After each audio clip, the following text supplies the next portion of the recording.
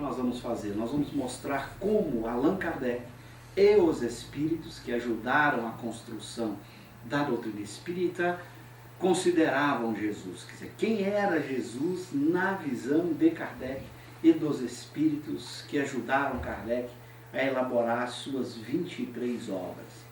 Então, o que eu vou mostrar para vocês é isso. Como nas obras de Kardec, Jesus é apresentado. Ou seja, na verdade, eu vou responder a essa pergunta: quem é Jesus na visão espírita? De novo, não vou dar a minha opinião pessoal, eu vou apenas apresentar o que se encontra nos textos de Allan Kardec, com os quais eu concordo.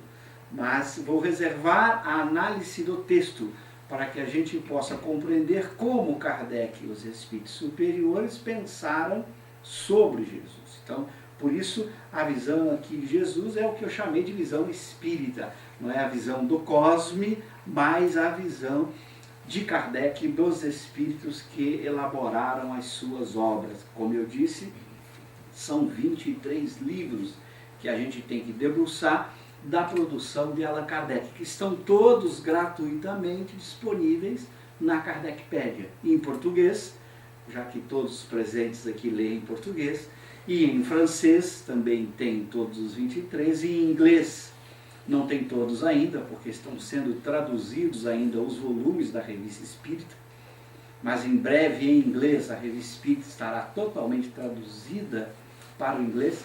Nós temos um amigo realizando isso nos Estados Unidos, já colocamos na Kardecpedia até o volume de 1860, ele já traduziu até o volume de 63, vai até 69, está sendo revisado pelo Conselho Espírita Americano e muito em breve, 2, 3 anos, nós teremos toda a produção de Kardec também em inglês, né, como já temos em francês e em português.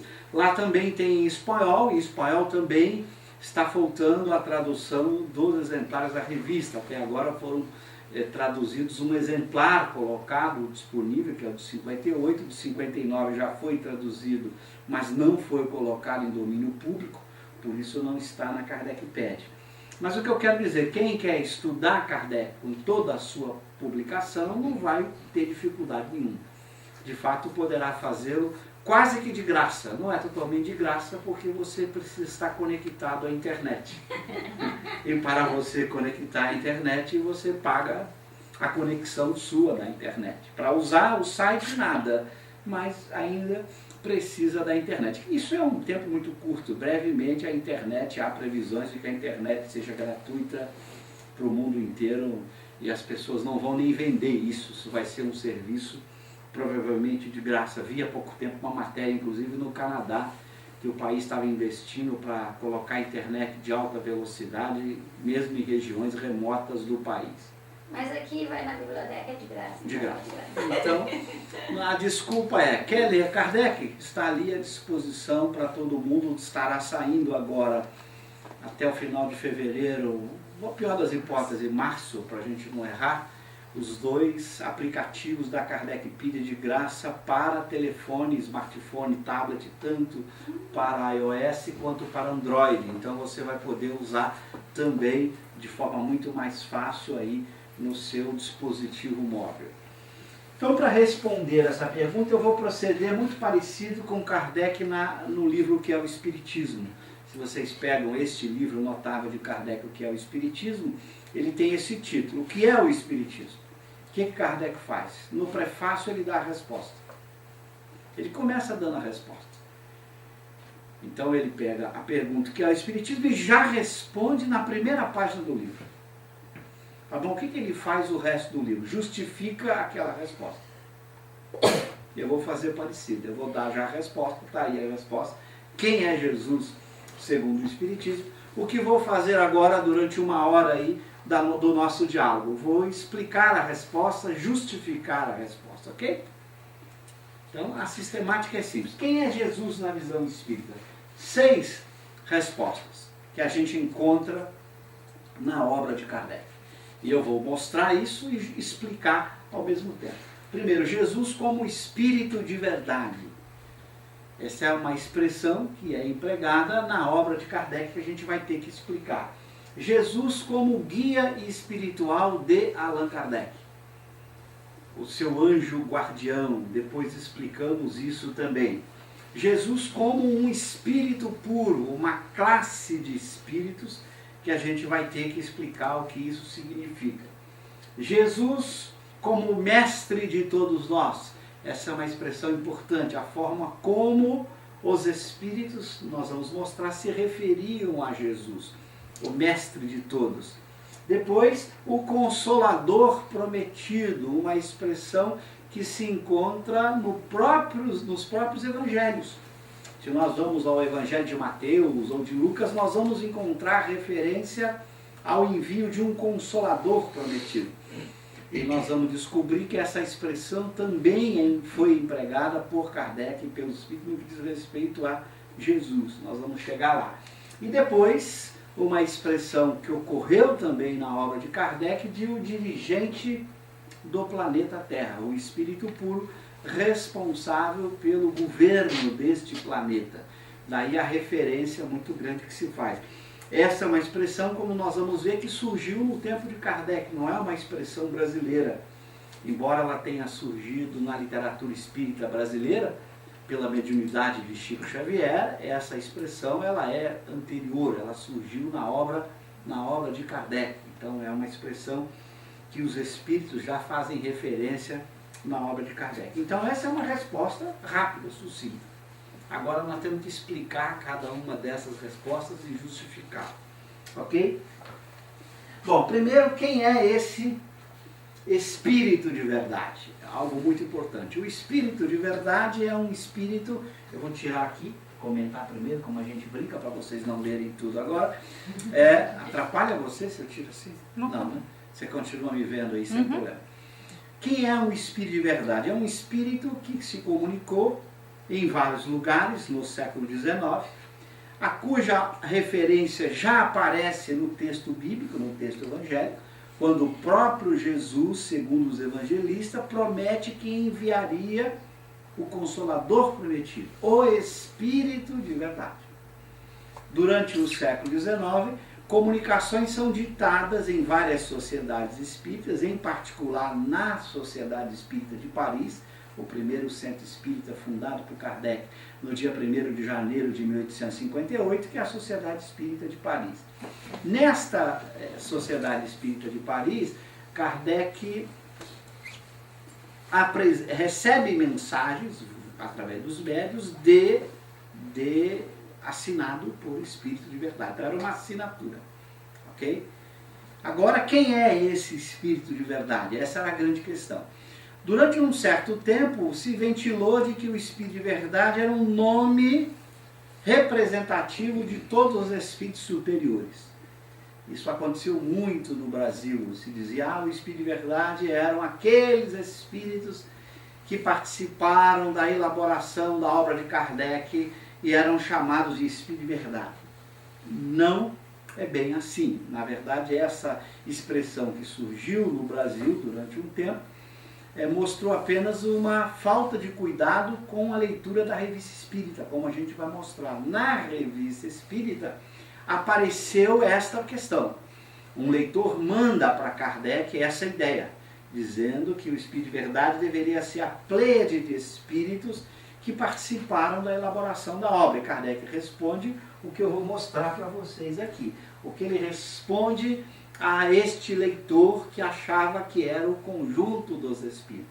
Ele responde, a qualificação de Espírito de Verdade não pertence senão a um só e pode ser considerada como um nome próprio. Não é uma pleiade de espírito, é um nome próprio, ou seja, o nome de um espírito, ok? Ela está especificada no Evangelho. Como eu disse, lá no Evangelho tem a especificação do próprio Jesus prometendo que enviaria o Espírito de Verdade. Aliás, esse Espírito, já que é um nome próprio, é um Espírito, se comunica raramente e apenas em circunstâncias especiais. É preciso manter-se em guarda contra os que indevidamente se enfeitam com esse título. Eles são fáceis de reconhecer pela prolixidade e pela vulgaridade da linguagem. Então aqui Kardec deixando claro, eu não botei o texto completo da revista, está lá a referência, eu vou precisar da água lá. Questões e problemas na Revista Espírita de julho de 1866, nessa qualificação de santo aplicada a certos espíritos, que é o título da mensagem. Então ali, este leitor fazia a proposta de que o Espírito de Verdade fosse uma comunidade espírita. Obrigado. E Kardec então deu essa resposta. Não, é um nome próprio.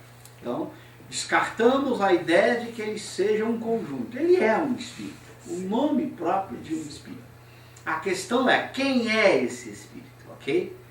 Já que agora ele não representa um conjunto. Quem é esse espírito? Antes da gente entrar, eu já vou dar uma primeira justificativa por que você não vai encontrar na obra de Kardec, Kardec dizendo explicitamente que o Espírito de Verdade é Jesus. Ele não disse isso explicitamente. Já nós vamos ter a justificativa, por que ele não pôde dizer isso. Ele não disse quem é o Espírito de Verdade. O que vai acontecer, o próprio Espírito de Verdade e os outros Espíritos é que vão dizer quem ele é.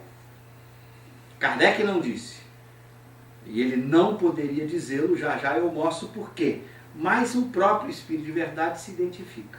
E outros Espíritos dizem quem é o Espírito de Verdade. Ok? Então nós vamos saber quem é, não pela boca direta de Kardec, mas pelo próprio Espírito de Verdade e por outros Espíritos.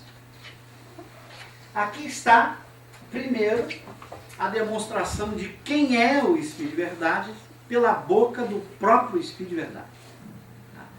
Quem que o Espírito de Verdade disse que ele é. Ok? Essa mensagem que está na Revista Espírita de dezembro de 64, quando Kardec lançou a obra Imitação do Evangelho segundo o Espiritismo. Kardec, em 64, publicou a obra que é hoje conhecida como Evangelho, com o título Imitação do Evangelho segundo o Espiritismo. Então, a primeira edição do Evangelho, que é de 64, saiu com esse título, A Imitação do Evangelho segundo o Espiritismo. O senhor Didier, que era o editor da obra, e outras pessoas sugeriram a Kardec que tirasse a palavra imitação. Então, na segunda edição seguinte, Kardec seguiu a sugestão e a segunda edição já apareceu com o título O Evangelho segundo o Espiritismo. E na terceira edição, que é a definitiva, Kardec publica em 65, aí sim, a edição Evangelho segundo o Espiritismo, com algumas mudanças em relação a esta edição, a Imitação do Evangelho. Por isso, quando ele lançou esse livro, A Imitação do Evangelho, o Espírito de Verdade deu uma comunicação na Sociedade Espírita de Paris, falando da obra Imitação do Evangelho. É daqui que a gente tirou a frase. Eu destaquei um pedacinho. Esta frase, ela essa comunicação é longa, ela valeria a pena a gente estudar, mas não dá tempo, eu só destaquei a frase, ou duas frases, em que o Espírito de Verdade se apresenta. Ele diz na mensagem, um novo livro acaba de aparecer, este livro, Imitação do Evangelho, é uma luz mais brilhante que vem clarear a vossa marcha. Agora ele se apresenta.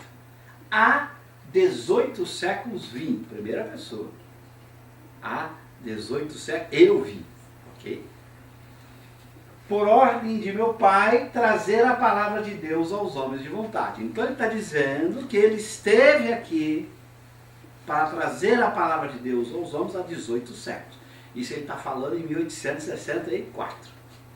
Então ele já indicou o período em que ele veio, ou seja, 18 séculos, no início da contagem dos séculos, ok? Pelo nosso calendário aí oficial. Agora ele identifica: há várias moradas na casa de meu Pai. Disse-lhes eu há 18 séculos.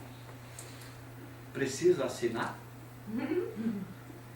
Quem disse há 18 séculos? Que eu saiba, historicamente, esta frase é atribuída a Jesus. Então ele disse, essas palavras o Espiritismo veio fazê-las compreendidas. Então aqui ele se identifica de maneira direta. Na verdade, a gente teve o trabalho de colecionar todas as identificações do Espírito de Verdade. São dezenas. dezenas de passagens na obra de Kardec em que ele deixa claro que ele é Jesus. Eu selecionei essa porque eu considero essa tão direta que, por mais teimosa que seja a pessoa, fica muito difícil duvidar do que está escrito aqui, porque é direto demais. Por exemplo, tem mensagem que diz assim: venho como outrora os transviados filhos de Israel, trazer-vos a verdade e dissipar as trevas. Está lá, Evangelho segundo o Espiritismo, capítulo 6, Cristo Consolador.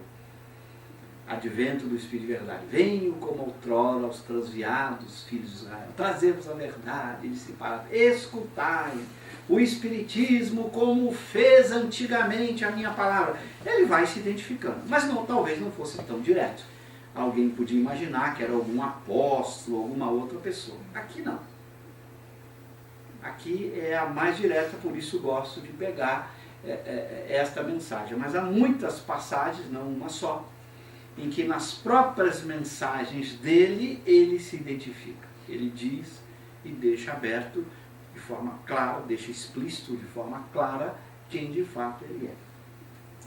Bom, aqui então está claro, o Espírito de Verdade é o próprio Jesus. Então respondemos à primeira pergunta. Quem é Jesus? Primeiro, ele é o Espírito de Verdade, aquele Espírito que se comunicou muitas vezes na Sociedade Espírita de Paris.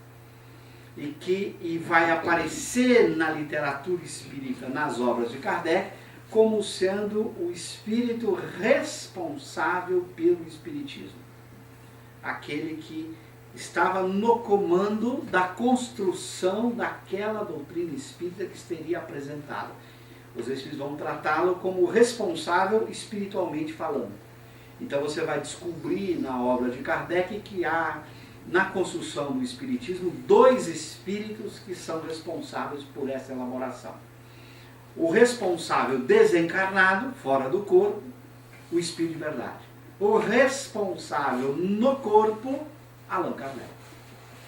Então, esses eram os dois que estavam com a responsabilidade de trazer este pensamento espírita nessa linguagem filosófico-científica que Kardec soube muito bem dar. Então, eram os dois grandes responsáveis. Agora nós vamos entender por que Kardec não pôde dizer que o Espírito de Verdade era Jesus. Porque ele escreveu esse discurso que ele pronunciou aos espíritas lá em Bordeaux, em 1861, num banquete, quando Kardec vai fazer uma visita, e durante o banquete daquela visita, que as pessoas faziam seus discursos, coisa bonita, né? Você ia fazer uma palestra, tinha um banquete, né? E tinha os discursos do banquete. Aliás, os discursos de Allan Kardec, nas viagens que ele fez, há um livro, desses 23 que eu falei, um livro chamado A Viagem Espírita em 1862, que tem os discursos da Viagem Espírita de 1862, em que Kardec visitou mais de 20 cidades. E ali estão os discursos. São obras-primas, extraordinárias obras-primas. Vale a pena ler esses discursos. Basta entrar na Kardecpedia, ou Kardecpedia, pegar lá a Viagem Espírita em 1862. Então, num desses discursos, Kardec está ali falando. Eu vou ler mais o finalzinho, veja que tinham 300 pessoas reunidas.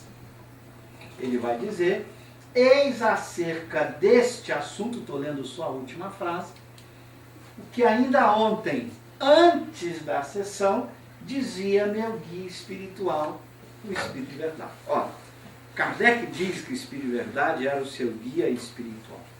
Agora eu pergunto, ele ia poder dizer que ele era Jesus? Ele ia ser crucificado de cabeça para baixo. Imagina se ele dissesse que o guia espiritual dele era Jesus. Seria algo muito complicado para ele enfrentar. Então ele disse a verdade, né? O guia espiritual é o Espírito de Verdade. Coube ao Espírito de Verdade, era a responsabilidade dele, e aos outros espíritos, como eu vou mostrar, dizer quem era o Espírito de Verdade. Mas Kardec nunca se pronunciou explicitamente, dizendo Espírito de Verdade é Jesus. Mas aí está uma das razões pelas quais é um bom argumento porque ele não poderia ter apresentado o Espírito de verdade como Jesus. Há algumas especulações que em cartas Allan Kardec tenha dito isso em cartas para alguns amigos. Há especulações assim no Brasil de algumas pessoas que informam que teriam acesso a alguma dessas cartas, mas até hoje essas cartas não apareceram.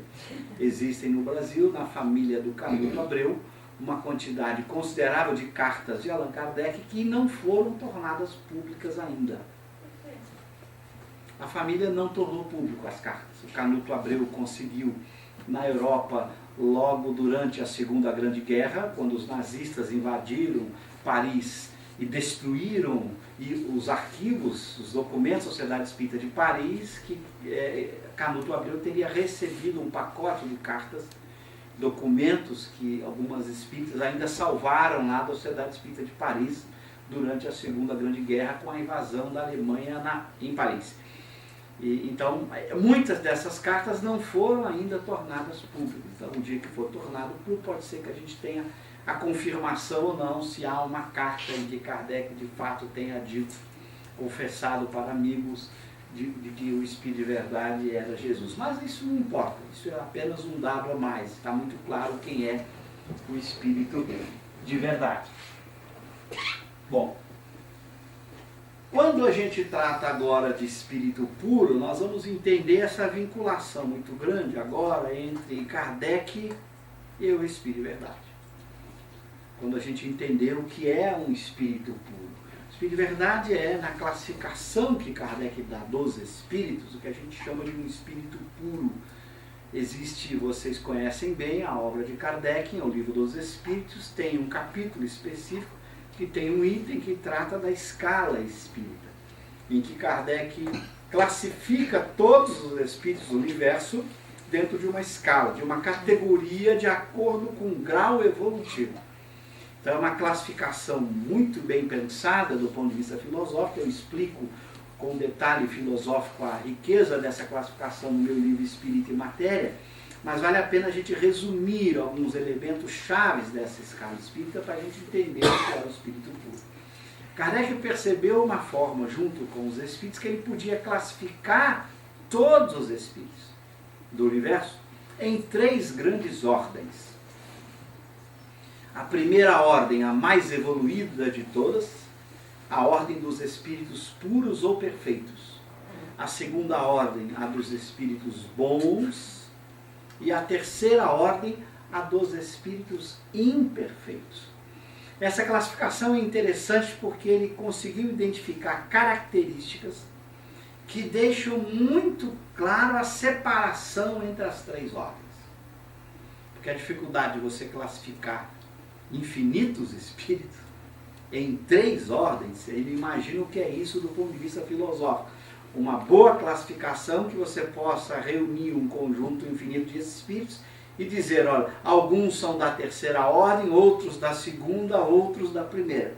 E você fazer isso com relativa precisão, sem correr o risco de deixar ninguém de fora. Isso é uma boa classificação. O processo de classificação é um processo fundamental de qualquer ciência.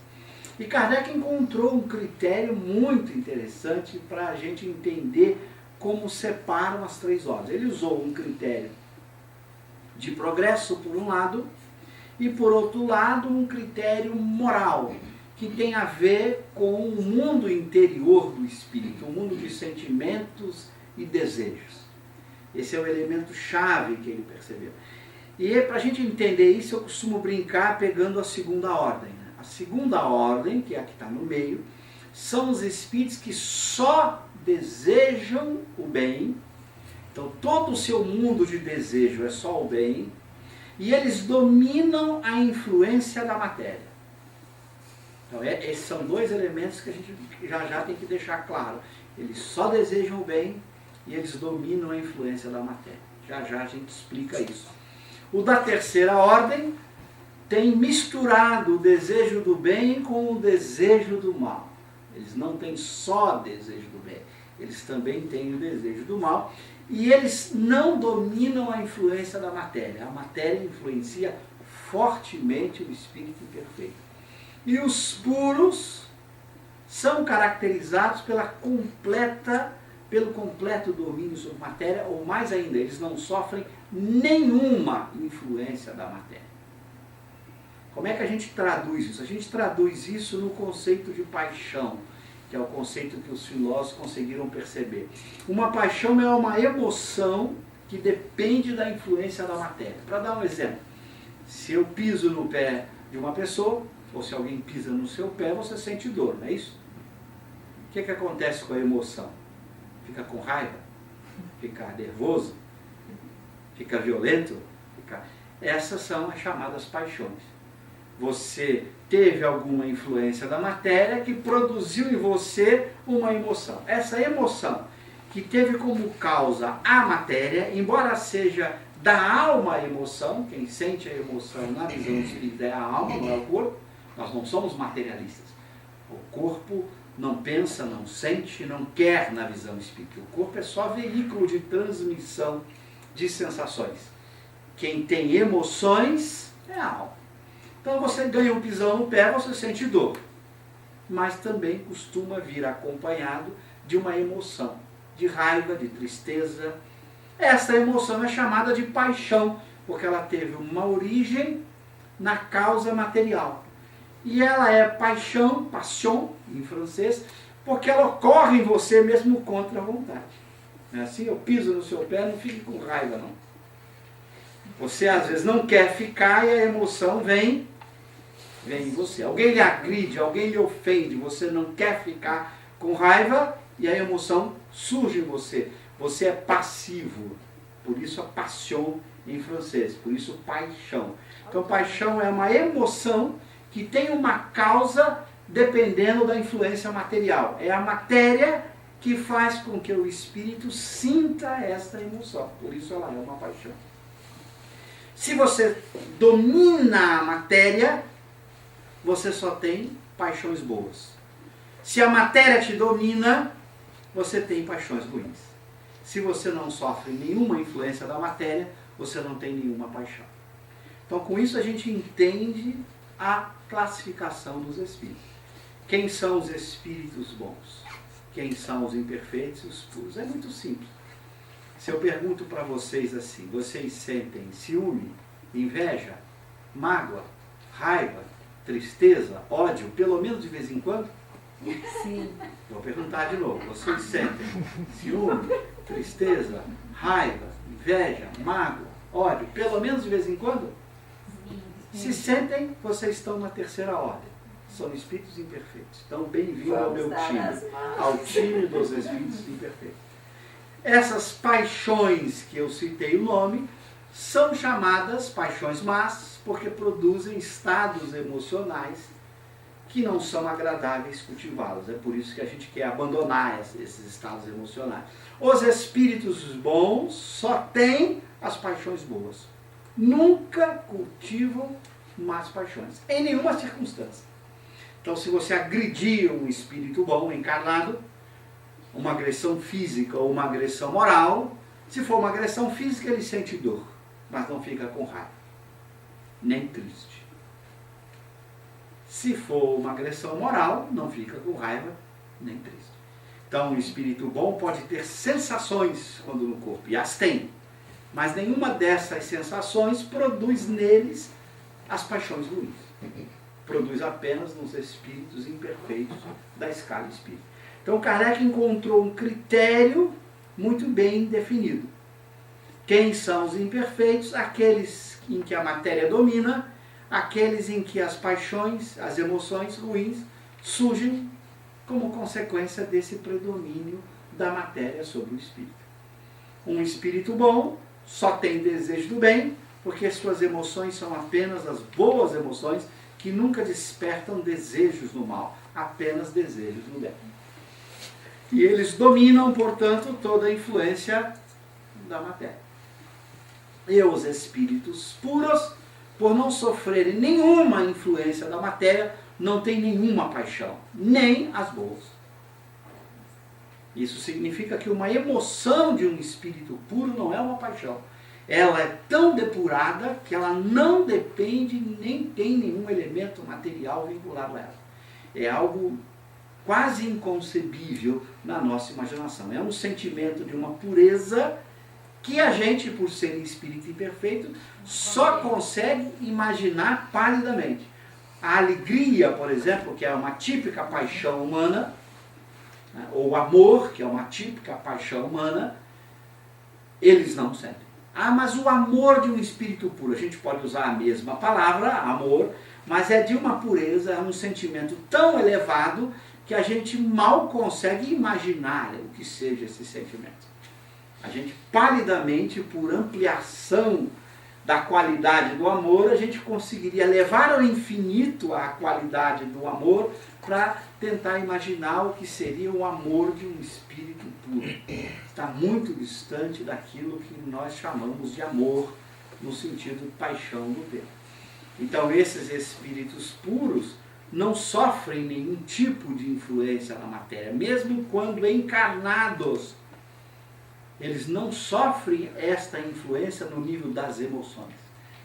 Então eles terão sensações quando encarnados, mas não terão paixões. A gente não consegue ainda entender o que é isso. Já o espírito bom, da escala espírita, a gente já tem dificuldade em entender. Basta vocês olharem para o mundo à volta de vocês e eu pergunto para vocês, sejam sinceros. Vocês conhecem ou conheceram na vida algum espírito bom encarnado? Alguém que nunca sentiu ou sente ciúme, inveja, mágoa, raiva, ódio, tristeza? Não. Se tiver um psicólogo materialista presente, ou alguém que vai me ouvir depois, vai dizer: o Cosme está delirando. Não existe um ser humano que não tenha essas paixões, pelo menos de vez em quando. E eu brinco respondendo ao psicólogo materialista, como ele nunca vai encontrar um deste num consultório, por isso ele acha que não existe. Porque um espírito desse jamais iria a um consultório, dado o nível de emoção tão equilibrado que ele tem. São muitos raros quando encarnados na Terra. Muito raro. É mais fácil acertar na cena acumulada de final de ano, né? É mais fácil. Do que você encontrar um espírito desse encarnado. Mas você está ensinando que tem? Sim, claro que tem. Segundo os espíritos, há espíritos bons, segundo a ordem encarnada. Mas eles não vão sei, mas eu digo no planeta, né? Por exemplo, nós temos exemplo. Allan Kardec era um espírito bom encarnado. Para citar um exemplo, para não ter sombra de dúvida, porque os espíritos o tratavam assim. Você me pergunta, quem mais? Não sei. Seria especulação a gente ficar julgando. Porque como está no plano do desejo, você vê uma pessoa que se mostra calma, solidária, amiga, fraterna, você conhece o seu mundo de desejos? Então, de fora não dá para julgar. Era preciso encontrar, ter acesso ao seu mundo interior de sentimentos e desejos, para saber que ela não tem sentimentos e desejos maus. Ela só tem sentimentos e bons desejos. São Luís, na Revista Espírita, a Kardec narra o caso de um jovem, e São Luís, na Revista Espírita, diz que ali estava um que era um espírito bom, que só tinha bons sentimentos, e mais ainda, que tinha seguido um caminho em linha reta, que é algo que eu explico no meu livro Espírito e Matéria. Porque a escala espírita não é a ordem única de evolução. Você vira espírito imperfeito, de espírito imperfeito você vira bom, de bom vira puro. Essa ordem é a ordem de quem já é espírito imperfeito. Porque quem é espírito imperfeito vai ter que virar espírito bom para depois virar espírito puro. É a sequência nossa. Aliás, deve ser a nossa meta virar espírito bom. Nós somos espíritos imperfeitos. Se você duvidar, basta aplicar a pergunta a você. Sente de vez em quando ciúme, mágoa, raiva, ódio, tristeza? Sente. Então é. Se você é espírito imperfeito, você tem que caminhar para espírito bom, como meta. Lembrando, espírito imperfeito, a palavra imperfeito não pode ser lida adjetivamente. Esse é um erro. Que a pessoa fala, todo mundo é espírito imperfeito. Ela está lendo imperfeito adjetivo. Mas se eu fosse ler adjetivamente, só podia ter duas ordens, né? Imperfeito e perfeito. Porque o que não é perfeito é é imperfeito. O que não é imperfeito é perfeito, mas tem três. Espírito imperfeito é um hífen. Espírito, hífen, imperfeito é o nome de uma ordem. O imperfeito não pode ser lido adjetivamente, senão teriam duas ordens. É o nome de uma classe de espíritos. Ok? E nós não fomos, eu explico no meu livro, nós não fomos criados imperfeitos. Nem no sentido etimológico do termo. O que é um imperfeito no sentido etimológico da palavra ou do adjetivo? É aquilo que tem falta ou defeito. Deus vai criar o espírito com falta ou com defeito? Deus é a perfeição absoluta. Toda a sua obra é perfeita. Não falta nada ao espírito quando ele foi criado. Não tem nenhum defeito quando ele foi criado. Então, muito cuidado. Nem mesmo no sentido adjetivo a gente pode dizer que Deus criou os espíritos imperfeitos. Por isso, Kardec e os espíritos na obra são fantásticos na nomenclatura. Eu explico isso no meu livro. Kardec diz que os espíritos foram criados simples e ignorantes. Não foram criados imperfeitos. Não tem defeito, nem falta nada. Nós somos perfeitamente criados por Deus, com tudo aquilo que é necessário para evoluir. Não falta nada, não tem um defeito. Ninguém veio com defeito de fábrica, nem com uma falta de fábrica. Fomos criados como tínhamos que ser. Os filósofos costumam dizer que tudo o que é real é perfeito. Essa é uma frase do grande filósofo materialista Baruch Spinoza. Por realidade e perfeição se entende a mesma coisa. Para vocês não ficarem tão preocupados com a questão, medite o seguinte: você olha uma estátua, ok? Em que está, por exemplo, faltando um dedo, né? Caiu um dedo da estátua, ok? Você diz ali, aquela estátua tem um defeito, ok? Está faltando um dedo. Ela é imperfeita? Ela é imperfeita subjetivamente. Ela é imperfeita por uma pessoa que imagina uma estátua completa. Agora imagina que você estivesse procurando uma estátua sem um dedo. Para você uma estátua, aí você encontra aquela que você diz, essa estátua é perfeita. O conceito de imperfeito ou de perfeito, ele é subjetivo, é para alguém. Então, se nós tivéssemos sido criados imperfeito, teria que ser imperfeito para quem? Teria que ter um outro ser, e Deus criou a gente para aquele outro ser seria imperfeito. Mas Deus consultou alguém para criar a gente? Para ele, só tinha ele, não tinha ninguém mais para ele consultar. Para ele, aquele ser é completo, perfeito, não falta nada. O conceito de imperfeito é sempre subjetivo. Toda a realidade é perfeita, absolutamente. Agora, subjetivamente, ela pode ser imperfeita, depende do que você compara. Você compara uma casa, essa casa está com defeito. Em relação ao quê? A uma outra casa que você imagina, ou seja, para você, para a sua imaginação, você imagina uma casa melhor e diz, olha, aquela casa, quando comparada com aquela, ela é imperfeita, ela tem defeito. É um conceito absolutamente subjetivo. Pode mudar, pode ser imperfeita para um, perfeita para outro, como o exemplo da estátua.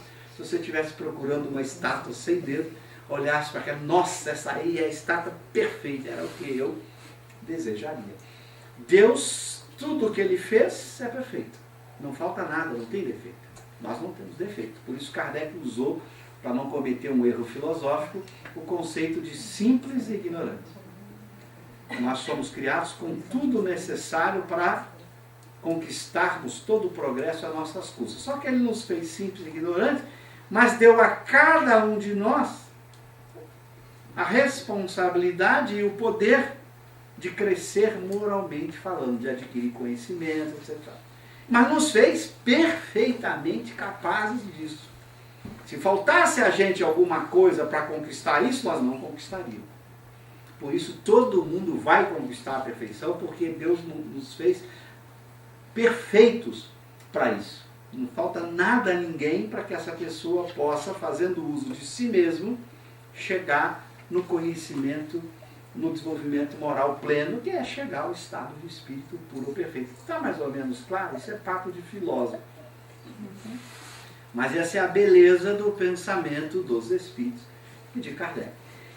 Agora, quando você olha para a Terra encarnado, você pode achar espírito puro, espírito bom, mas é raríssimo você encontrar um. Puro, aí já é o problema. Porque a gente, quando lê o texto, descobre que puro na Terra talvez tenha sido apenas o Cristo.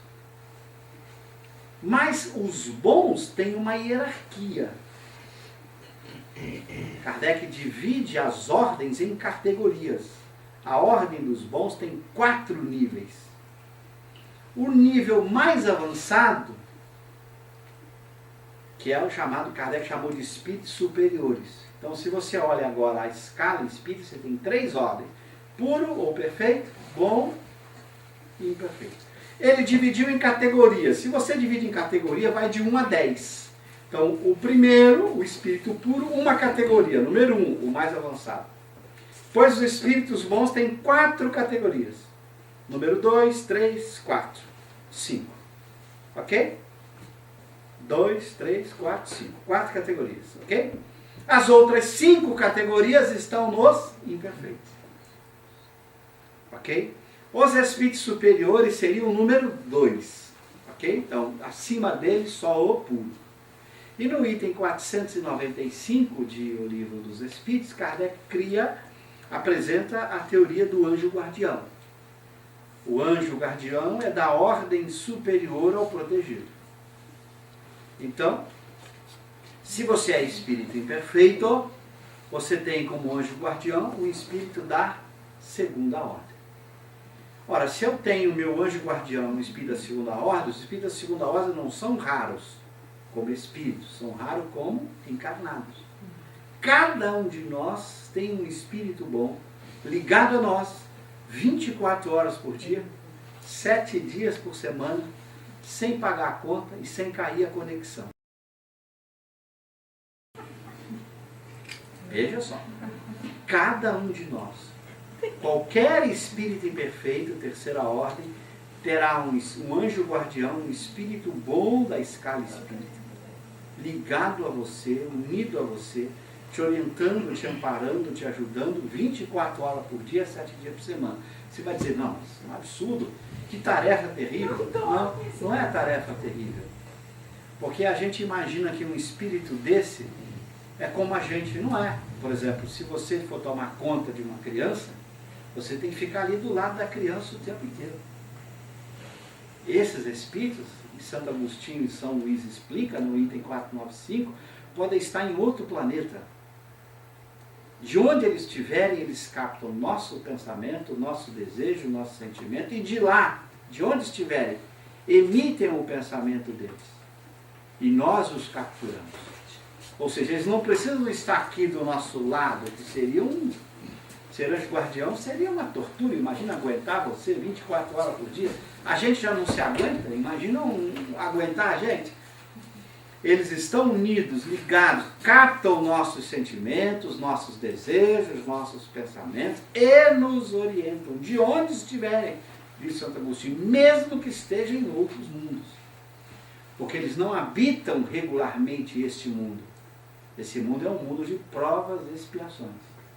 Okay? Então essa é uma distinção muito importante. Agora, você sabe que você tem um anjo guardião dessa, ao seu lado. Muito evoluído. Todos nós. Então, se você não se dá bem com uma pessoa, não vai dizer assim, meu santo não combina com o dela. O seu santo combina perfeitamente com o dela. Porque ambos os santos, se você entende por santo o seu espírito protetor, são espíritos bons da escala espírita. E todos os espíritos bons da escala espírita só têm as boas emoções. Todos combinam entre si perfeitamente.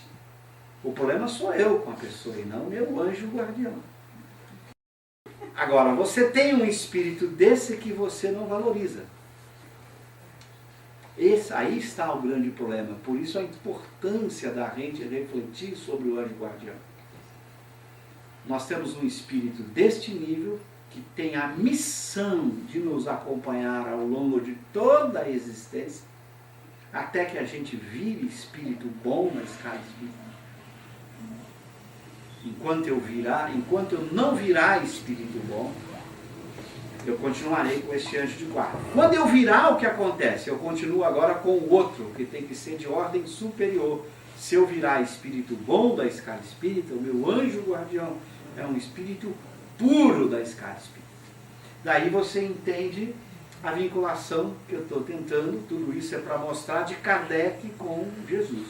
Kardec era o número 2 na escala espírita.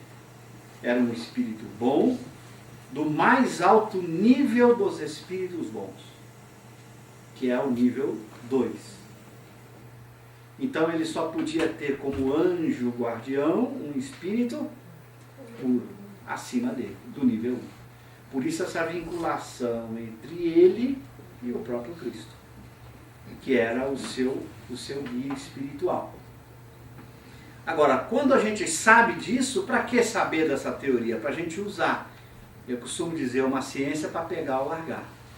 Pegue. Se a ciência te ensina algumas coisas e você não cumpre, você paga um preço caro por isso, né? Sai ali agora sem roupa, fica ali uns 15 minutos, 20 minutos. A ciência nos ensina que a troca de calor entre o corpo e o meio ambiente que está abaixo de zero ocorre numa taxa tal que vai chegar um momento em que a produção interna de calor não será suficiente para mantê-lo aquecido. Você vai ter um problema em algumas horas e vai morrer. Uma ciência para pegar ou largar. Vamos tomar um copinho de ácido sulfúrico de sobremesa? Uma ciência para pegar ou largar. Por que você não toma? Porque você aprendeu com a ciência os efeitos danosos de um ácido combinado com um ácido estomacal. Vai produzir um estrago. Bom, já vai começar a produzir um estrago antes de chegar ao estômago. Uma ciência é para pegar ou largar. Bom, nós temos um espírito protetor, espírito bom, todos nós, por pior que a gente seja, que não cobra nada, tendo por missão nos orientar, nos ajudar 24 horas por dia, 7 dias por semana, e a gente não aproveita. Isto é uma informação da ciência espírita. Isso é um fato da ciência espírita. Então, nós temos que orar ao nosso anjo guardião todos os dias. Eu criei esse hábito já há muitos anos. Eu não durmo sem conversar com o meu anjo de guarda, não acordo sem dia nenhum. E durante o dia, algumas vezes por dia, faço a mesma coisa. Hábito. E você vai ouvir a vozinha dentro do seu mundo íntimo, te orientando, chamando a sua atenção, porque você descuidou, você vai ouvir as explicações. Eu não estudo sem orar ao meu anjo guardião. E quantas vezes vem a inspiração para eu ler tal coisa, para eu observar tal coisa, para eu prestar atenção em tal parágrafo? Então eles nos orientam desde que a gente saiba ouvir, porque a orientação é mental, não é física, pega no braço e te carrega. Ele não decide por você, a decisão é sua, ele não escolhe por você. Por uma razão muito simples, Deus fez todos os espíritos com uma faculdade que nós não abrimos mão, chama-se livre-arbítrio. Aliás, a humanidade mata pela liberdade. Se vocês olharem e perguntar para qualquer um qual é o maior valor humano, pode escrever. Se as pessoas meditarem, o maior valor humano não é a vida, é a liberdade.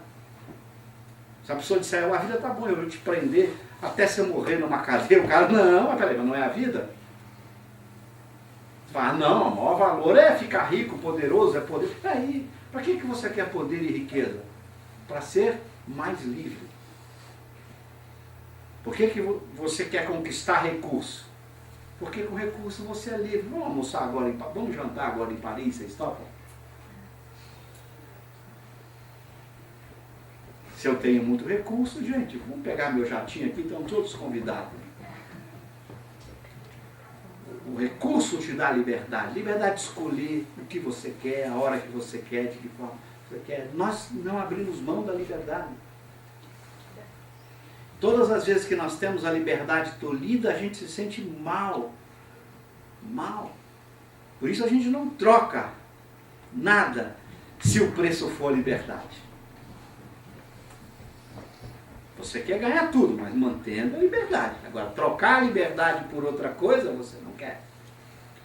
Então, este valor tão poderoso que Deus nos deu, essa capacidade de decidir o próprio caminho, os espíritos não podem alterar. Isso é uma lei natural.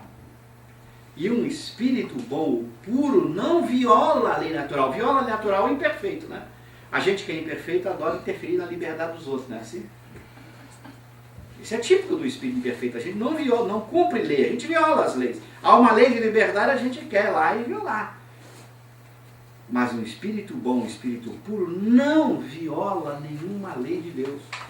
Então ele não pode me agir se eu quero, se eu não quero. Ele não pode interferir se eu não permito que ele interfira. Por isso a importância da oração e da prece. Você está vivendo o seu vício, você acha que ele vai se meter? Você pode dizer para ele, quem te chamou aqui? Quem te dá o direito de você se meter? Eu quero esse vício, é problema meu. Não é? O filho não diz isso para o pai? O vizinho para o vizinho? Eu deixo a cara, faço o que quero, é problema meu. O anjo guardião respeita a sua liberdade. Por isso a importância de você dizer para ele, ajude-me, por favor. Me dê forças para enfrentar a situação. Me ajude a vencer esse vício, a deixar de ser maledicente, a vencer o egoísmo, o orgulho. Me ajude a entender isso que eu estou estudando. Me ajude a compreender esse contexto. Nesse momento você está usando a sua liberdade para que ele possa, por respeito à sua liberdade, lhe atender.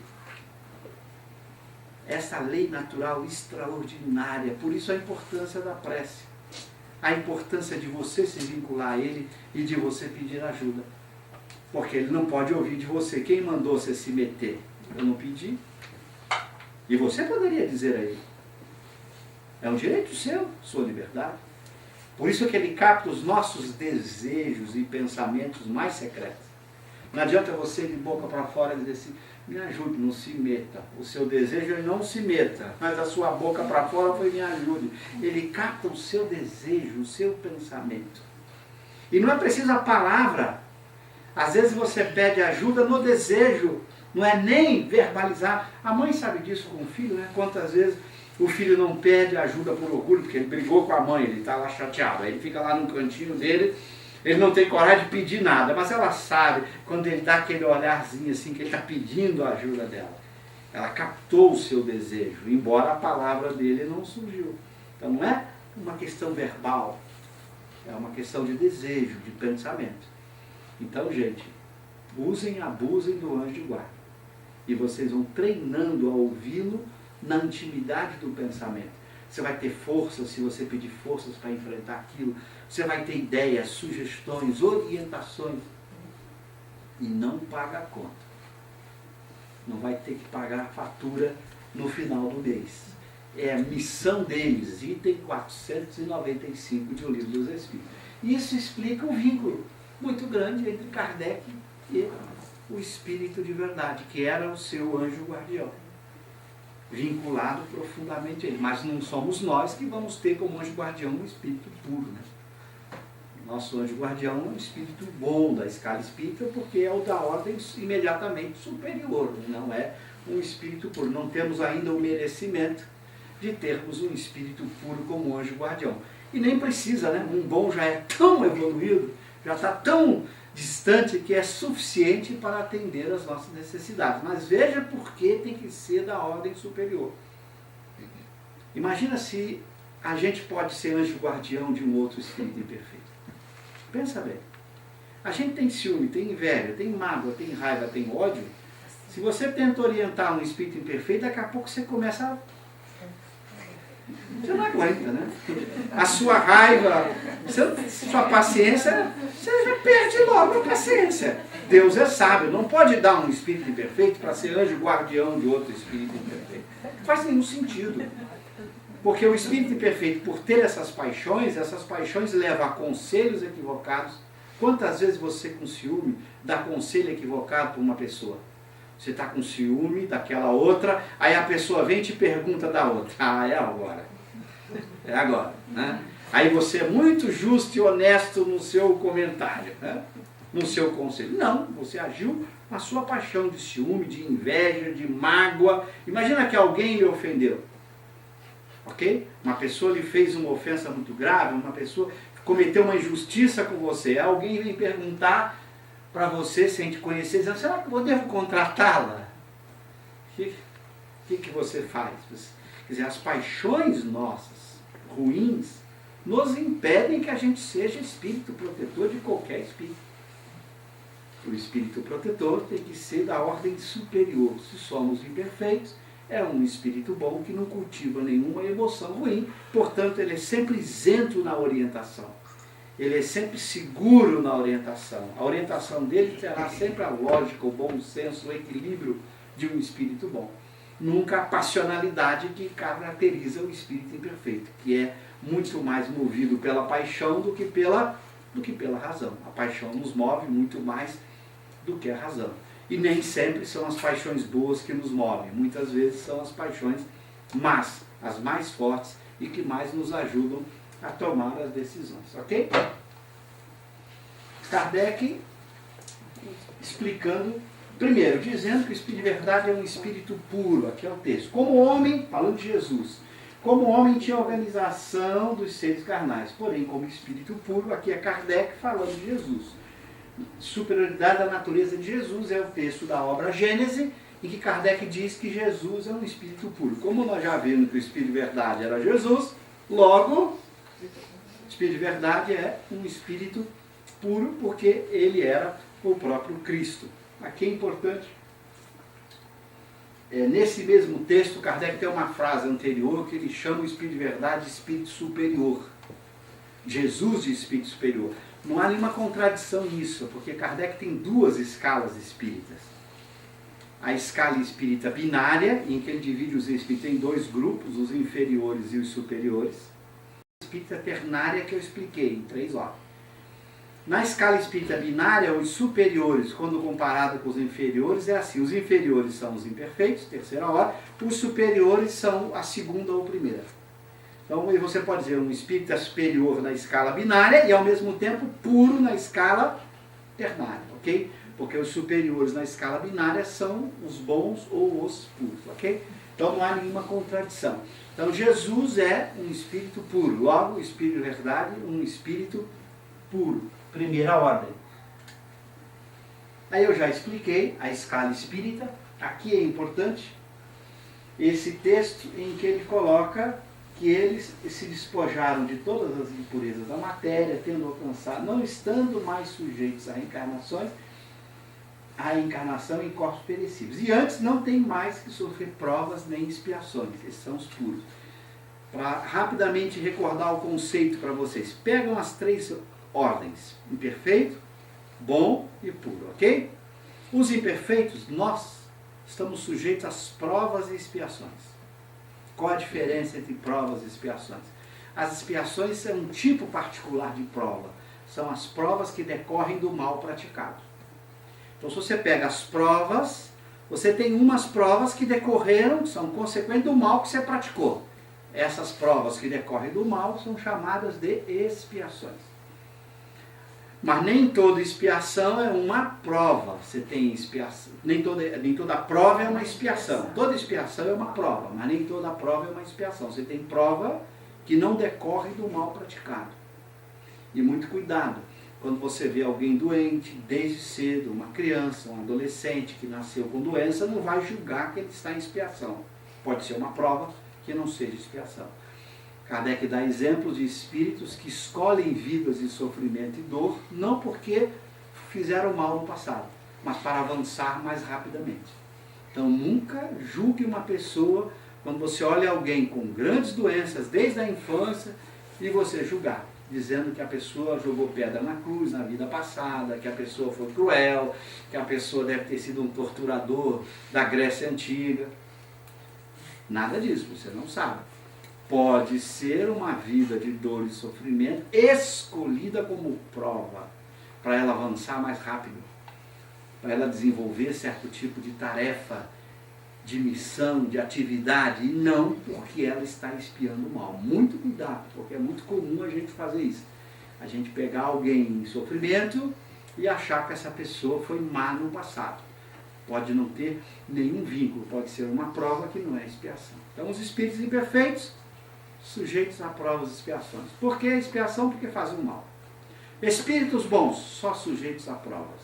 Não estão sujeitos mais à expiação. Porque por serem espíritos bons, só desejam o bem, nunca fazem o mal. Se não fazem o mal, nunca tem expiação. Então, espírito bom só tem prova. E ali os puros, nem provas, nem expiações. Já alcançaram, passaram por todos os testes, já foram aprovados, não tem prova nenhuma. Obviamente, já não tinha expiação, porque os bons já não tinham expiação. Okay? Então, é uma forma de leitura. A outra forma é dizer que eles não estão mais sujeitos à reencarnação. Outro conceito importante. Kardec usa a palavra reencarnação tecnicamente. Reencarnar não é simplesmente encarnar de novo, como às vezes você escuta na literatura. Reencarnar é encarnar de novo em provas ou expiações. Então, um espírito puro pode encarnar muitas vezes, mas nenhuma encarnação desta é chamada de reencarnação. Então, Jesus esteve aqui encarnado há 2000 anos. Caso ele volte a encarnar na Terra, essa encarnação não será chamada tecnicamente de reencarnação. É apenas uma encarnação. Porque Kardec reservou, com cuidado, a palavra reencarnação para designar as encarnações que são de provas ou expiações. As encarnações de segunda ordem ou de primeira ordem. As encarnações de segunda ordem ou terceira ordem. As encarnações de primeira ordem não são chamadas de reencarnação. O que é isso?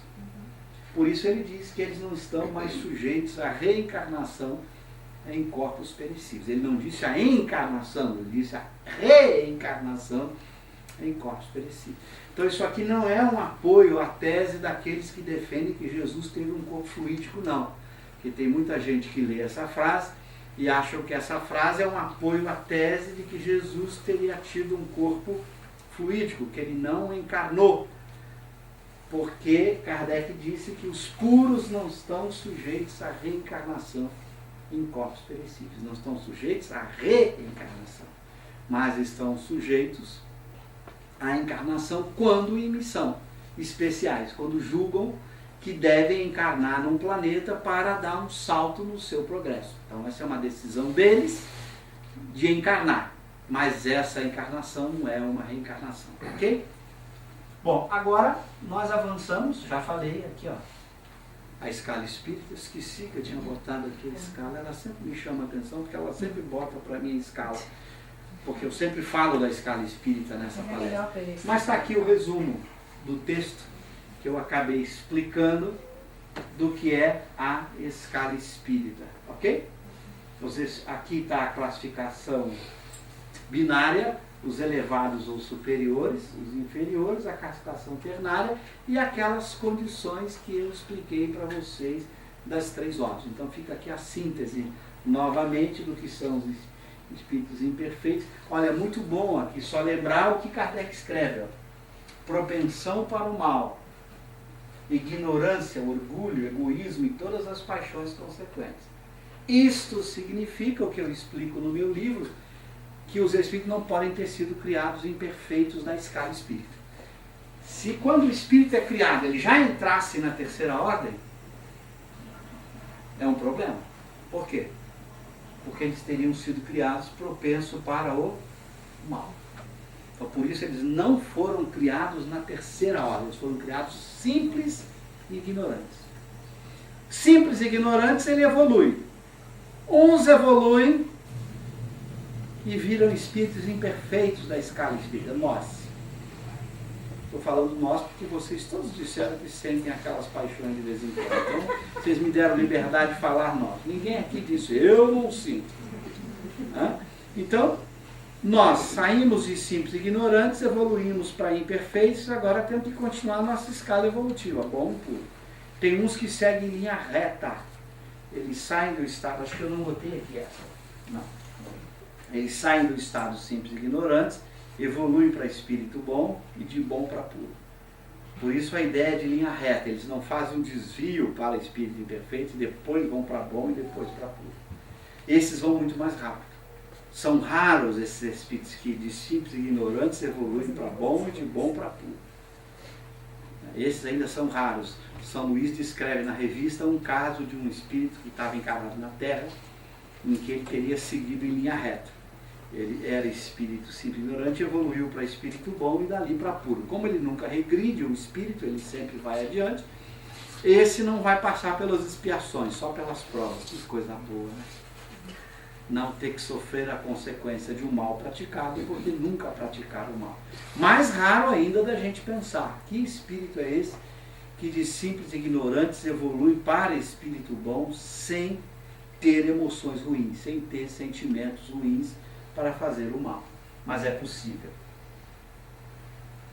Agora, a expressão usada por Erasto, de que o espírito de verdade é o mestre de todos nós. Erasto foi um espírito que vocês devem ter lido muitas mensagens na obra de Kardec, tem no Livro dos Médiuns, tem no Evangelho segundo o Espiritismo, Revista Espírita, tem muitas mensagens de Erasto, que foi um espírito protetor, era um espírito bom da escala espírita, protetor de um médium da Sociedade Espírita de Paris, que era o médium Dambel. Erasto era o espírito protetor de Dambel e ele deu várias comunicações importantes na obra de Kardec.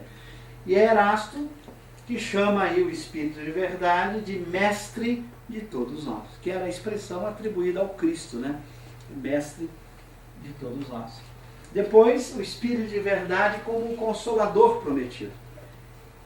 Aqui você tem a passagem do livro A Gênese, o capítulo 1, em que Kardec diz que o espírito de verdade é o consolador prometido. Ele reconhece que o Espiritismo realiza todas as promessas do Cristo a respeito do Consolador anunciado. Ou seja, o Espiritismo também é o Consolador prometido. Então são duas figuras que Kardec chama de Consolador prometido. O próprio Espiritismo e o Espírito de verdade.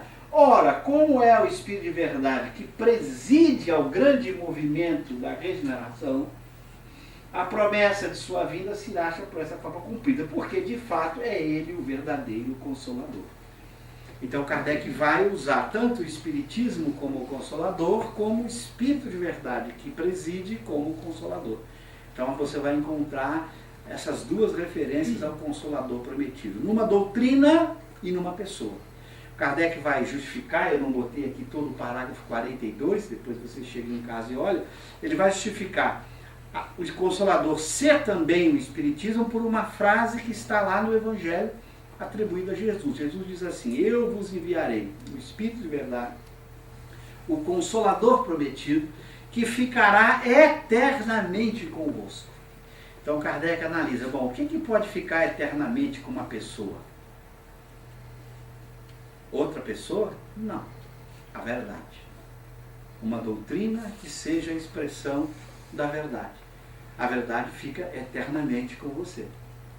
Então, Kardec diz, o Espiritismo, então, seria o Consolador prometido. Mas aqui, como é o Espírito de verdade que preside, ele também é o Consolador prometido. Então, você pode usar a expressão tanto para o Espiritismo quanto para a figura do próprio Espírito de verdade. E aqui, para a gente chegar no final, a frase do Espírito Hahnemann, lembrando Hahnemann, o criador da homeopatia, deu várias comunicações à Sociedade Espírita de Paris, o Samuel Hahnemann, e ele nesta mensagem, pouco conhecida, porque essa mensagem trata das obsessões, não tem nada a ver com o tema, mas ao falar das obsessões, o Hahnemann tem essa frase: esse direito que o Espírito de verdade que dirige este grupo. Então aqui é o Espírito Hahnemann dizendo, também um espírito evoluído, dizendo que o Espírito de verdade era quem dirigia o planeta Terra. E como vimos, o Espírito de verdade é Jesus. Né? Então eu estou usando todas as referências para o Espírito de verdade para ser aplicado a Jesus, porque nós mostramos antes que o Espírito de verdade era o próprio Jesus. Então aí a expressão que dirige esse globo não é moderna, não é nossa, não é brasileira. É uma expressão já que estava lá em Rama. Agora, eu não vou fazer isso agora, por conta do tempo, mas eu queria responder para vocês uma pergunta muito simples, né? Bom, se o Espírito de Verdade é Jesus, as mensagens do Espírito de Verdade devem ser muito profundas, né? Porque você imagina, se ele é Jesus, se Jesus é um Espírito puro, uma mensagem do Espírito de Verdade deve ter muita profundidade, deve ser de uma riqueza extraordinária. Eu queria fazer esse exercício, mas o relógio não permite mais, eu vou responder as questões e não fazer o exercício. Mas eu ia mostrar para vocês, por exemplo, uma mensagem como essa aqui, que tem um parágrafo, aí falta um pouquinho só para concluir a mensagem, é um pouquinho mais, acho que a gente colocou aqui, olha o tamanho dessa mensagem. Item 6, um parágrafo, 2 parágrafos. Ela tem 2 parágrafos. Nós precisaríamos de algumas horas para explicar esses 2 parágrafos. Acreditem, precisaríamos mesmo. A gente já fez isso em seminário, mostrando que uma mensagem qualquer do Espírito de Verdade tem tanta profundidade aqui que a gente demora muito para esgotar. Vamos pegar só uma primeira frase para vocês. Veio instruir e consolar os pobres deserdados. Veja, primeiro, eu tenho que tentar imaginar o que são pobres deserdados. Ok?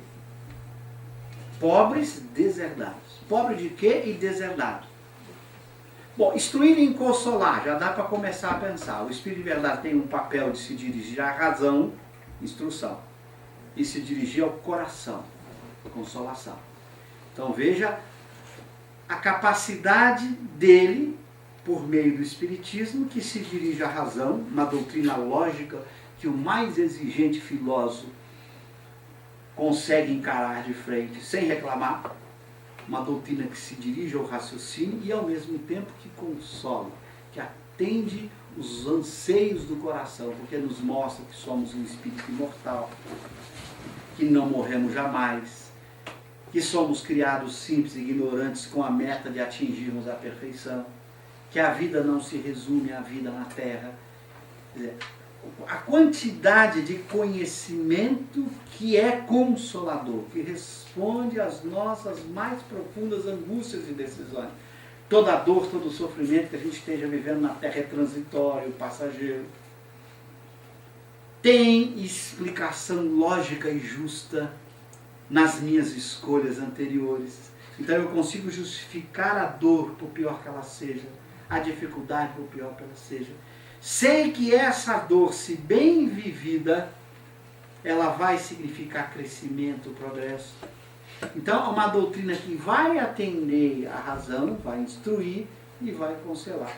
Aos pobres deserdados. O deserdado é aquele que sai do caminho reto. Nós somos criados, simples e ignorantes, para seguir em linha reta. Deus não nos fez para expiação. Nós escolhemos a expiação. Nós somos os pobres deserdados, que saímos do caminho reto e largo que conduzia a Deus e fomos pelas ásperas sendas da impiedade. Então, somos esses pobres deserdados. Venho dizer-lhes que elevem a sua resignação, já estou explicando a mensagem, que elevem a sua resignação ao nível de suas provas. Olha que frase incrível. Vamos refletir. Primeiro eu tenho que entender o que é resignação. Mas antes vamos explicar o que é elevar a resignação ao nível das provas. Suponha que você tem uma prova dessa altura. Imaginando que a altura é a dificuldade. Quanto mais alta a prova, maior a dificuldade. Se a sua prova vem até aqui, você tem que pegar a resignação e levar até aqui. Ah, mas a prova aumentou, ela é mais difícil ainda. A prova subiu até aqui, a sua resignação vai ter que subir até a altura. Mas o que é resignação? Todos os termos técnicos usados pelos Espíritos são explicados na obra de Kardec. Há uma mensagem no Evangelho segundo o Espiritismo em que um Espírito superior vem definir o que é a resignação. Que é o Espírito Lázaro, ele vai dizer o seguinte: a resignação é o consentimento do coração. É o coração que diz sim. O que significa isso? A prova está difícil, ok? Veio até essa altura. Você vai levar a sua resignação até aqui. O que você vai dizer? Sim, Senhor. Graças a Deus. Esta prova é bendita. Graças a Deus a oportunidade de vivê-la, de aprender com ela, de crescer com ela. Mas a prova aumentou, a dificuldade subiu. Foi até essa altura. Os problemas pioraram. As misérias, as dores, os sofrimentos aumentaram. Você vai pegar a sua resignação e levar até aqui. Graças a Deus, Senhor. Que alegria poder viver essa dor, esse sofrimento. Como é bom aprender nessa circunstância tão difícil.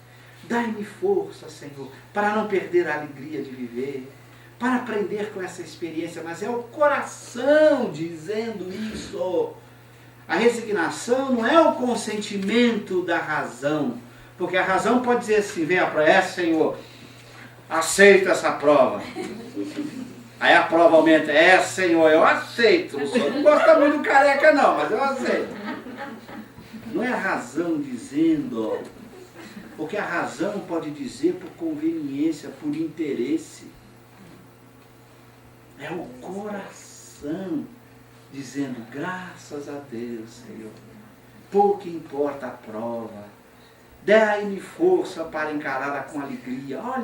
Olha a profundidade dessa frase, que eu elevo a minha resignação à altura da minha prova, significa que eu não posso me queixar jamais, reclamar nunca, por pior que seja o mal, o problema. Não pode haver queixume, reclamação. E a gente reclama se está chovendo demais, se escorregou, se o sol não veio. A gente podia acrescentar nessa resignação a nossa coragem, que também é o ato do coração. Sim, quer dizer, essa virtude da coragem é necessária para você enfrentar a prova. Mas lembra, o mais importante da resignação é essa obediência do coração, em que você aceita verdadeiramente, se submete com alegria. É como se você se sentisse honrado com a prova. Imagina se você admira um rei, se você tem aquela admiração profunda pelo soberano, de amor e de respeito, e ele te dá uma tarefa e você aceita com orgulho, com aquela admiração profunda. Eu me sinto honrado com isso. É uma honra para mim, Senhor. E não pode ser confundida com também o pieguismo, né? Aquela coisa de você falar, eu sou um sofredor, então... Mas ele não diz isso porque ele não considera um sofredor, ele considera alguém sendo submetido a uma prova. Dizer. Quando alguém fala isso, é porque não entendeu, não é a boca para fora. Lá no fundo ele fala assim, tadinho de mim, Senhor, o Senhor não teve pena de mim, o Senhor não me considerou. E o que fala é outra. É o consentimento, é o coração que se submete alegremente à prova que ele escolheu. Porque em Espiritismo nós sabemos que a escolha de prova é nossa.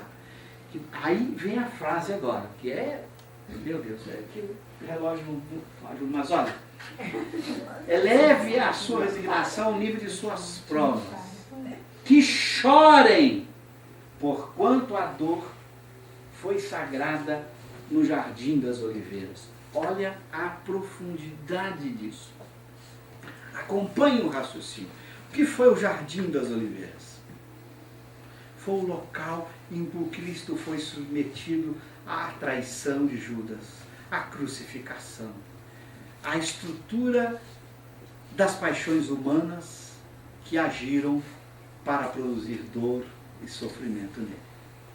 O que ele está dizendo aqui? Ele, o próprio Cristo, Espírito de Verdade, dizendo, para ele, por um espírito puro, a dor foi sagrada no Jardim das Oliveiras.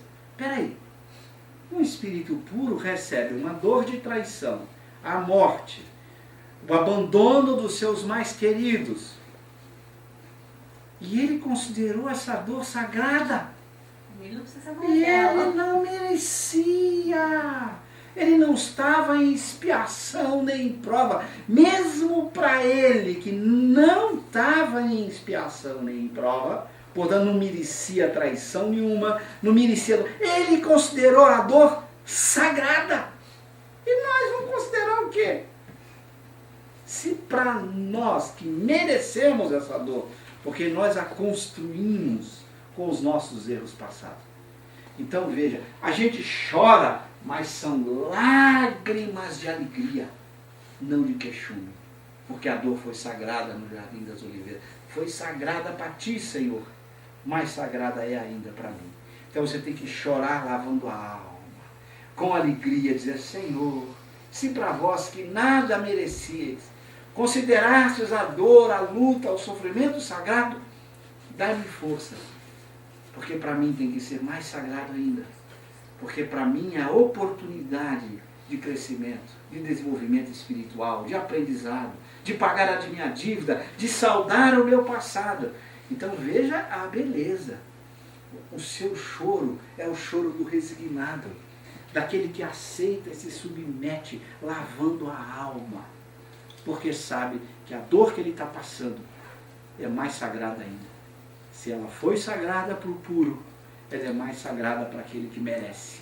Aquele que merece está recebendo aquilo que é necessário para o seu progresso. Então veja a beleza. Bom, a gente podia continuar, mas eu vou ficar aqui. Eu acho que seria mais interessante abrir para pergunta. Ok? Ok? Eu vou ficar, são mais dois. Isso aqui vai em horas, cada frase dessa. Mas que espere. Por que espere? Você vai longe. Isso aqui é. Olha esse aqui, ó. Obreiros, traçai o vosso sulco. O que quer dizer isso? Recomeçai no dia seguinte o afanoso labor da véspera. Olha que metáfora incrível do recomeço. Mas que esperem, pois os anjos consoladores. Exatamente. Se você tiver a esperança na resignação da vivência, a sua dor, que parece tremenda, vai ser acalmada, suavizada pelos anjos guardiões. O seu espírito protetor vai ter um acesso tão grande ao seu mundo interior, você vai se sentir tão bem, vai ter um consolo tão grande, que você vai dizer, Senhor, pode aumentar, vai. Aumenta a cara. Porque você recebe um consolo, essas lágrimas elas são suaves, elas não queimam. Porque você, ao entrar nesse estado de resignação, você entra em sintonia com os bons espíritos. O queixume, a raiva, a reclamação, é a sintonia com os espíritos imperfeitos. Então você tem que mudar o nível de sintonia. Você está com um sofrimento muito grande, uma doença, uma dor, uma desgraça de qualquer natureza. Na hora que você entra no estado de resignação e pela prece, você capta esses espíritos superiores, que estão no nível do seu anjo guardião. E desce energias consoladoras, você sente uma paz, por pior que seja a dor, você tem uma força, por pior que seja a dor, que você encara tudo com uma tranquilidade, porque você entrou na faixa desses espíritos, e só a resignação permite entrar. Por isso eu digo sempre, nunca reclamem da vida, por nenhuma circunstância, agradeçam sempre, qualquer que seja o problema. Você tropeçou, agradeça. Caiu, agradeça. Se machucou, quebrou. Apareceu algo pior, agradeça, agradeça. Mesmo que as coisas pareçam piorar. A dor é sagrada no Jardim das Oliveiras. E você vai aprendendo a abrir seu coração na sintonia daquele que é resignado. E que sabe que a prova que ele está vivendo foi por ele escolhida. E ele escolheu com a permissão divina, porque era necessário ao seu progresso. Então, qualquer que ela seja, você tem que aprender a aceitar. E esta aceitação da dificuldade significa uma renovação interior. E você aprende a entrar na faixa da resignação. Se você não entra na faixa, a dor aumenta, não é assim? Por exemplo, se você está com uma dor física e começa a ficar com raiva, reclamação, perceba como a dor aumenta. Observem isso. Você está com uma dor qualquer, você fica nervoso, fica bravo, ela aumenta. Quando você entra na faixa da prece e você se submete tranquilamente, isso não significa que você não vai procurar o médico analgésico, nada disso, mas essa procura do médico e do analgésico é para combater a sensação. Porque a emoção está no outro patamar. Você não está precisando de psicólogo para a emoção. Você já encontrou solução no plano da emoção, com a resignação, com a prece. Você precisa da solução no plano da sensação, você deve procurar. Se é uma dor, toma um analgésico, busca um médico, mas você vai tomar o analgésico sem entrar no clima da revolta, do queixume, da reclamação. E você vai perceber que o analgésico faz efeito mais rápido ainda. E você sente uma tranquilidade melhor. Enquanto o contrário, todos os médicos sabem, quanto mais agitada a pessoa, o analgésico não faz efeito. A natureza é muito sábia. Quando você se pacifica interiormente, as sensações também diminuem. E você consegue um equilíbrio físico quando o equilíbrio emocional está presente. Então a importância da gente entrar nessa faixa dos bons espíritos, para que as nossas lágrimas sejam lágrimas de resignação e serão sempre consoladas com uma alegria interior que não tem preço. Façam a experiência. Eu já fiz muitas vezes. Façam a experiência. Vocês vão ver o resultado. Depois vocês voltem a conversar se não deu certo, com certeza. Bom, eu abro então aí para as questões.